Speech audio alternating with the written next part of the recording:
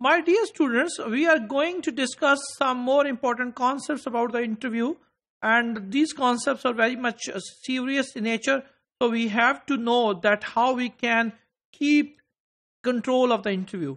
So if you will lose the control of an interview in the very start of the interview process, obviously it would be very serious. The specific objective that the interviewer has set for the meeting must be constantly kept in mind. So interviewer must be purposeful. If you don't have an objective in your mind, obviously it is just a wastage of time and cost for your company. So this ensures that the applicants talk about relevant subject. If you would have a purpose in mind, obviously the applicant would talk about the relevant subjects rather than talking about something meaningless. The interviewer must make certain to get all the facts needed to make a decision.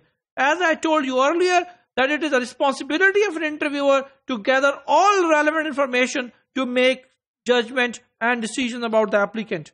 Don't ignore the information that need to be explored. If you would ignore some key and useful information, obviously you would not be able to make a candid decision about the selection of candidate in the company.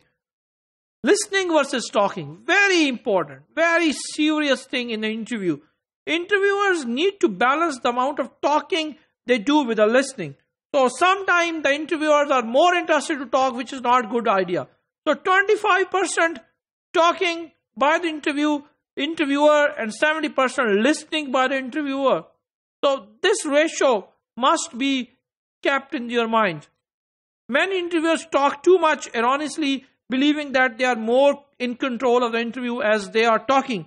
So it doesn't mean anything to the control. So don't talk too much, just keep it up to 25%.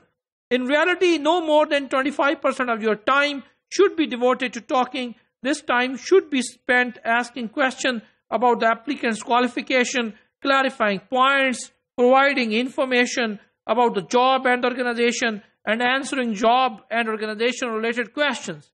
The remaining 75% of the interview should be devoted to listening the candidate.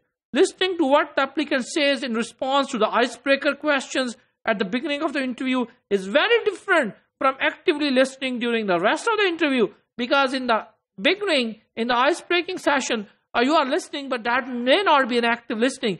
But when applicant is providing key information about the qualification and his current and the previous job experience, obviously such kind of listening is very active listening, and you need to consider all the points in a careful manner.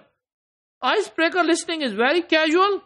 You can listen or you cannot listening, doesn't matter, but active listening requires greater concentration. Following are some guidelines for active listening. Listen for connecting themes and ideas by not focusing on every word. You have to concentrate on key job-related information. Summarize periodically. Applicants don't always provide complete answers to the question at one time, so you need to summarize things in a better way. Frequently, you need to fit the pieces together to make certain that you have a clear picture of what the applicant is telling you. Periodically, stop and summarize. So if you will not stop and summarize, obviously you will not be able to gather the information and you will not be able to consider the information in the best possible way. Filter out distraction. This is very important if you need active listening during the interview process. Sometimes there are phones ringing, the people are coming in, the people are going out, some people are getting in to get signed from you because you are on the top management and you need to sign. So such kind of distractions are very problematic in the interviewing process. So filter out all distractions.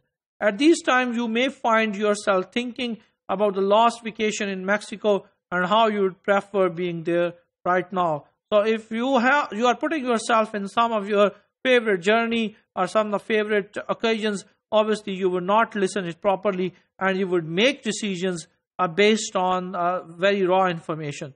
So always be serious during the interview, and you have to balance between the listening and talking. The talking is 25% and the listening is 75%, and listening must need to be an active listening.